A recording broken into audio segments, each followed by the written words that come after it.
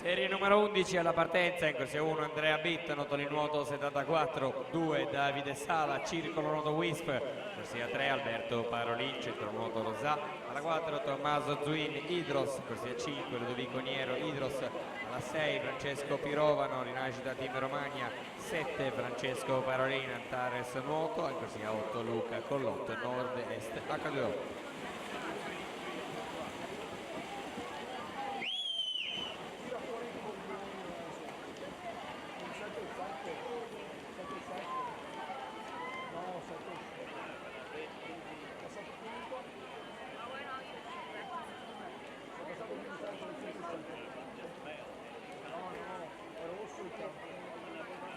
Una bella gara, probabilmente faccio 57 no.